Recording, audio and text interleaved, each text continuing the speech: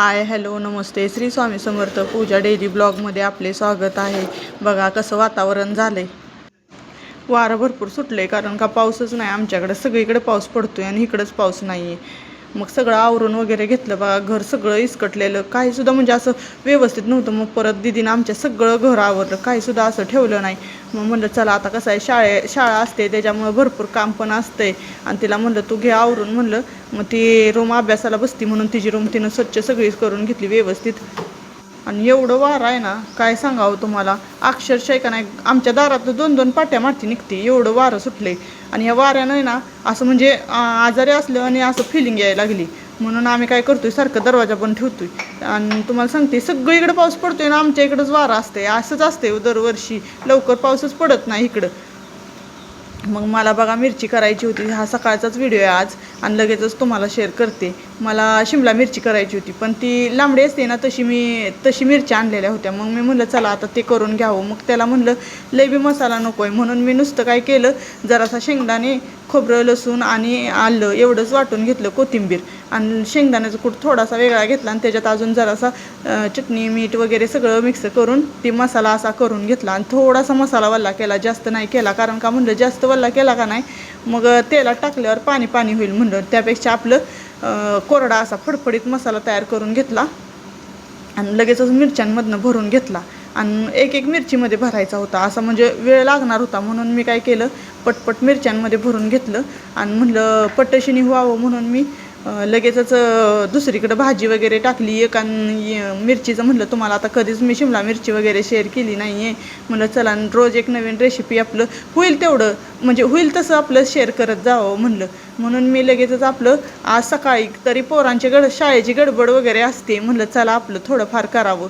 आणि कसं मला आता व्हिडिओ वगैरे जास्त घेणं झालं नाही आहे, कारण काल बाहेर तर गेलतो कार्यक्रमाला एका, तिथनं आल्यानंतर थोडंफार इकडं तिकडं करत करत एखादा ब्लाऊज झाला माझा शिवून आणि थोडा राहिला आहे तो पण आज घ्यायचा होता, पण नाही माझं डोकं भरपूर दुखत होतं, त्याच्यामुळे मी काय आज दिवसभर काही शिवला नाही। आणि सॉरी बरं का, तुम्हाला जरा थोडेफार व्हिडिओ असे म्हणजे छोटे येतात आपले ब्लॉग। आणि कसं आहे छोटे मोठे मला जसं शक्य होईल तसं मी टाकण्याचा प्रयत्न करते ताईनो, आणि मला समजून घ्या। कारण का माहिती आहे का, मी ह्या क्षेत्रात पहिल्यांदाच आहे, म्हणजे पहिल्यांदाच आलेली आहे आणि नवीन आहे। माझं कसं होतंय, कधी चुकतंय, कधी असं म्हणजे इकडं तिकडं असं ही होतंय, म्हणून मला कसं आहे तोल व्यवस्थित सांभाळता येत नाही यूट्यूब म्हणजे कसं व्हिडिओचा आपल्या। आणि यूट्यूबच्या दरम्यान मला ती संधी मिळाली, म्हणजे असं नवीन काहीतरी म्हणलं आपलं स्वतःचं मला चॅनल म्हणून, म्हणजे कसं मला असं वाटायचं आपण बी ही सगळी व्हिडिओ करतात आपण बी करावा, म्हणून मी हाऊस म्हणून करायला गेली। आणि ते भरपूर म्हणजे चांगलं आहे, काय असं वाईट नाही आहे, फक्त करायला असं जरा अवघड जातं। मग बघा मी सगळ्या मिरच्या वगैरे भरून घेतल्या, कढई वगैरे ठेवली, त्याच्यात तेल टाकून जिरं वगैरे टाकून घेतलं। आणि किचनमध्ये बघा किती पसारा झालता माझा, कारण 2 भाज्या करायच्या म्हणल्यावर भरपूर पसारा होतो। आणि त्याच्यात दूध वगैरे तापायला ठेवायचा असतो, सकाळी तरी चहा नसतो आमच्यात लवकर, ह्यांना आमच्या सकाळ सकाळ चहा द्यावा लागतो, म्हणून चहाला परत कोण घेत नाही, त्यामुळे चहा मी लवकर काय म्हणजे तसा म्हटलं तर दुसऱ्या दिवशीच चहा, आज पेला की दुसऱ्या दिवशी चहा ह्यांनाच तेवढा करतो, बाकी आमच्यात कोण चहा घेत नाही आणि काय नाही। मग लगेचच आम्ही सगळं आवरून वगैरे घेतलं, मिरची वगैरे फोडणी टाकून घेतली बघा। आणि परत तुम्हाला कालचा एक किस्सा सांगते बरं का। काल असं एक मोठी म्हणजे शक्यतो असं लॉकचं, दरवाजाचं लॉकचं, आमच्या 4 पोरं आहे ती बारकी बारकी आमच्या धीरांची, ती एका रूममध्ये अडकली। आणि त्याला सेफ्टी लॉक असं होतं का नाही की ती अडकून खराब होतं का काय होतं ते माहीत नाही बरं का, पण त्या रूममध्ये ती अडकल्यानंतर त्यांना आता 2 तास पोरं त्याच्यात होती, सोडा त्यांना माहीतच नाही आपण अडकलोय म्हणून, ती धिंगाणा घालत होती भरपूर।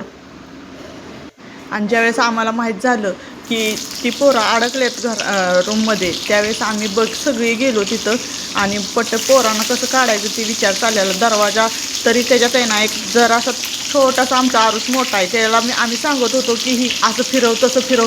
पोरानं 2 तास प्रयत्न केला, पण 2 तासाच्या प्रयत्नानंतर सुद्धा ही दरवाजा उघडला नाही। परत त्यांना आम्ही खिडकी कट केली आणि मग त्यांना बाहेर काढलं, कारण का म्हणलं कसं असतंय पोरं हो का रडली नाही, खेळत होती मस्त, पण कसं त्यांना बाहेरच काढायचं आहे म्हणलं, आता ती दरवाजाच उघडत नाही म्हणल्यावर त्यांना काढायचं कसं, आणि परत ती कट केल्यानंतर पोरं व्यवस्थित बाहेर काढली.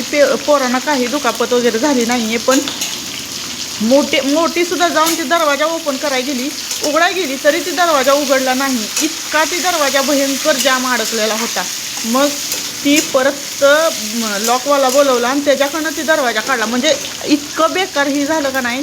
काल दुपारपर्यंत लॉकवाला पण आला नाही आहे, पण त्याला दरवाजा अक्षरशः का नाही तोडून काढला.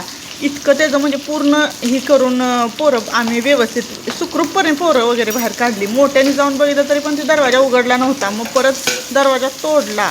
मला माहीत नव्हता दरवाजा तोडलाय ती. परत माझ्या दीदीनं सांगितलं दरवाजा तोडून काढलाय. मला आधी लॉकवाला बोलवलेला तेवढंच माहीत होतं. बघा झाली आपली मिरची ही. आणि ह्याच्यामुळं आम्ही काय करतो, पोरांना कुठं सोडत नाही. पण ती कशी काय अचानक गेली तीच कळलं नव्हतं. एवढ्या म्हणजे थोडक्यात दुर्घटना होता वाचली. आणि त्यांचं नशीब चांगलं होतं म्हणून काहीसुद्धा झालं नाही कुणाला. मोठी पण जाऊन आली व्यवस्थित.